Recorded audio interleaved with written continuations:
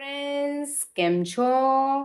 આજે હું તમારી સાથે શેર કરવા માંગુ છું બજારમાં મળતી ખારી સિંગ અને મસાલા સિંગની રેસીપી, જે ઘરની જ સામગ્રીમાંથી ખૂબ જ ઓછા ખર્ચે બની જાય છે અને ખૂબ જ જલ્દી બની જાય છે. તો ચાલો ખાવામાં ખૂબ જ ચટપટી અને ટેસ્ટી એવી મસાલા સિંગ અને ખારી સિંગની રેસીપી શરૂ કરીએ. અહીંયા મેં એક વાડકી સિંગદાણા લીધા છે, એને આપણે રોસ્ટ કરવાના છે. તો ચાલો આપણે તેને રોસ્ટ કરી લઈએ. તો અહીંયા મેં એક પેન લઈ લીધી છે, તેની અંદર આપણે જે સિંગદાણા લીધા છે એ સિંગદાણા એડ કરી દઉં છું અને હવે આપણે તેને રોસ્ટ કરી દઈએ. એને મીડિયમ ગેસ પર જ રોસ્ટ કરવાના છે, જેથી એના જેટલા બી છોટલા છે બધા છોટલા છૂટા પડી જાય.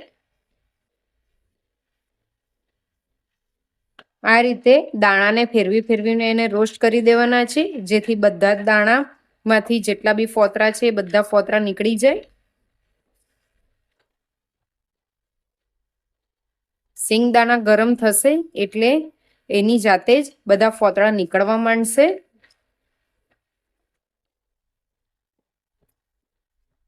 તો તમે જોઈ શકો છો આપણા દાણા હવે રોસ્ટ થઈ ગયા છે. તો આપણે હવે ગેસ બંધ કરી દઈએ અને તેને આ રીતે એક રૂમાલ પર લઈ લઈએ. હવે તેને આ રીતે આપણે કરશું તો એના બધા જ છોટલા નીકળી જશે. તો તમે જોઈ શકો છો આપણા સિંગદાણા ના છોટલા અલગ થઈ ગયા છે અને સાથે સાથે બે ભાગમાં પણ એ થઈ ગયા છે. અને ઝારાની મદદથી આપણે એના બધા છોટલા આ રીતે અલગ કરી દેવાના છે. તો તમે જોઈ શકો છો મેં બધા દાણાના છોટલા અલગ કરી દીધા છે અને મેં એક વાડકીમાં એને ફરીથી ભરી દીધા છે. તો હવે આપણે આની અંદર આપણે મસાલો કરવાનો છે. તો ચલો આપણે મસાલો કરવાનું શરૂ કરીએ. તો સૌથી પહેલા મેં અહીંયા અડધી ચમચી લાલ મરચું લીધું છે, અડધી ચમચી ગરમ મસાલો લીધો છે, અડધી ચમચી સંચર પાવડર લીધો છે, અડધી ચમચી આમચૂર પાવડર લીધો છે અને અડધી ચમચી ચાટ મસાલો લીધો છે. જો તમારી પાસે આમચૂર પાવડર ન હોય તો તમે આમચૂરની જગ્યાએ ચાટ મસાલો વધારે લઈ શકો છો. હવે આ બધાને આપણે મિક્સ કરી દેવાનું છે. હવે આ મસાલાને મિક્સ કરી દીધું છે અને આપણો ચટપટો મસાલો રેડી કરી દીધો છે. આ મસાલાની અંદર તમે સુગર પાવડર પણ એડ કરી શકો છો. જો તમને મીઠું ભાવતું હોય તો તમે સુગર પાવડર એડ કરી શકો છો અને ન ભાવે તો તમે એને સ્કીપ પણ કરી શકો છો. હવે મેં અહીંયા એક પેન લઈ લીધી છે, તેની અંદર હું 1 ચમચી તેલ નાખું છું અને એ તેલની અંદર 1/4 ચમચી હું હળદર નાખું છું. હળદર નાખવાથી આપણો જે દાણાનો જે કલર છે એ ખૂબ જ સરસ એનો કલર આવે છે. હવે આની અંદર આપણે જે દાણા શેકેલા હતા એ દાણા એની અંદર એડ કરું છું અને તેને 2-3 મિનિટ માટે રોસ્ટ કરી દઉં છું, જેથી દાણા ક્રિસ્પી થઈ જાય. હવે આપણા દાણા પણ રોસ્ટ થઈ ગયા છે. તો હવે ગેસ બંધ કરી દઈએ. જે મસાલો રેડી કર્યો હતો એ ચટપટો મસાલો હું આની અંદર એડ કરું છું. આપણા દાણા ગરમ છે, એની અંદર આ મસાલો આપણે નાખશું તો એ એની દાણાની સાથે કોટ થઈ જશે. તમે જોઈ શકો છો આ રીતે બધા જ દાણા મિક્સ કરી દેવાના છે. આપણા દાણા ગરમ છે અને આની અંદર તેલ પણ છે. એ તેલના લીધે બધો જ મસાલો એ દાણાની સાથે કોટ થઈ ગયો છે. તમે જોઈ શકો છો આપણા મસાલા દાણા ખૂબ જ સરસ એવા દેખાઈ રહ્યા છે અને તેનો કલર પણ ખૂબ જ સરસ છે. ખાવામાં ખૂબ જ ચટપટું લાગે એવા દાણા રેડી થયા છે.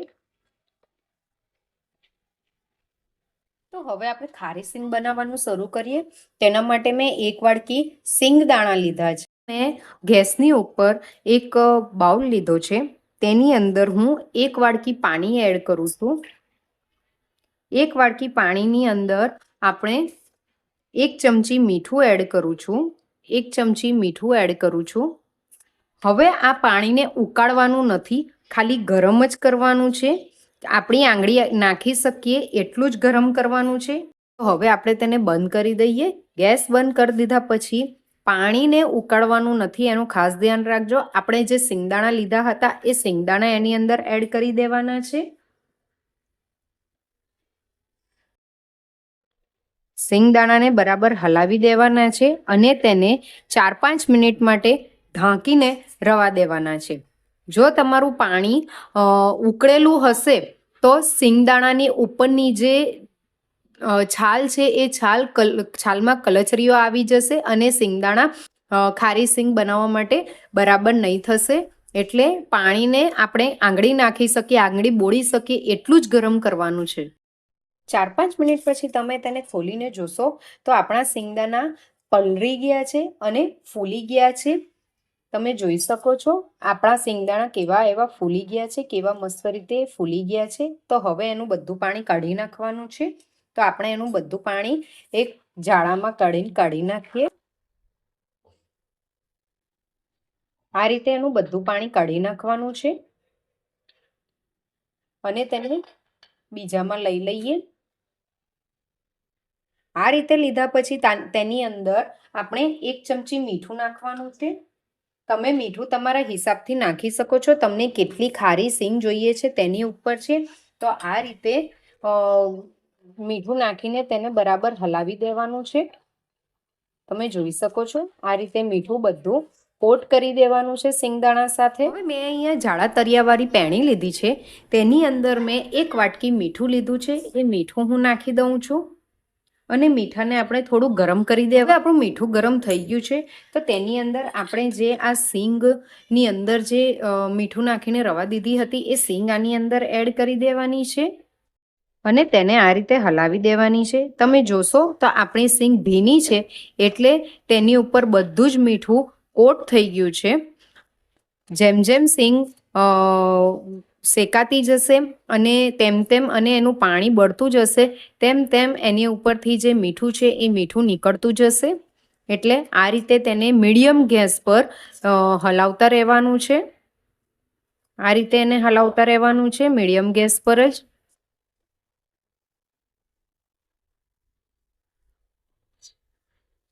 એટલીસ્ટ 7 થી 8 મિનિટ સુધી આ રીતે જ એને હલાવતા રહેવાનું છે. તમે જોઈ શકો છો 7 થી 8 મિનિટ પછી એની ઉપર જે મીઠું આપણા કોટ થઈ ગયેલું હતું એ બધું જ મીઠું નીકળી ગયું છે. તો હવે થોડી સિંગને આપણે આ રીતે જોઈએ તો હજી એના દાણા એના ફોતળા હજી નીકળતા નથી. એનો મતલબ કે હજી આપણી સિંગ થવાની બાકી છે. તો હજી 5-1 મિનિટ સુધી એને આપણે આ જ રીતે રોસ્ટ કરવાનું છે.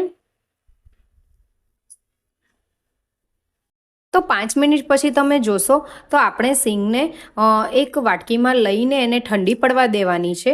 ઠંડી પડી જાય ત્યાર પછી આપણે ચેક કરવાનું છે કે એના છોટલા ઉતરે છે કે નહીં.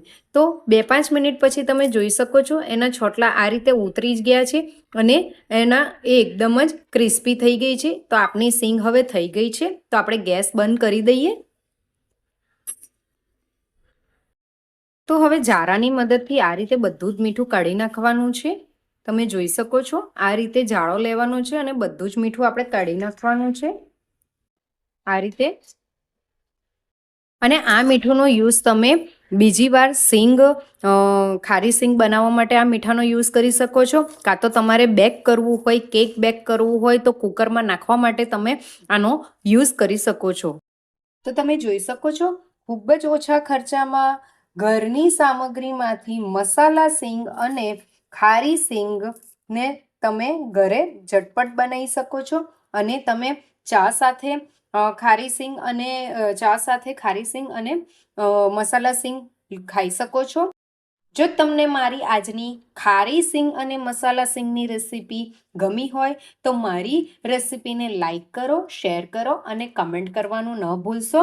તમે મારી ચેનલને સબસ્ક્રાઈબ ન કરી હોય તો મારી ચેનલને સબસ્ક્રાઈબ કરો અને બાજુમાં આપેલા બેલ આઇકનને દબાવો જેથી મારી નવી રેસીપી તમારા સુધી સૌથી પહેલી પહોંચે. Thank you for watching. Bye bye.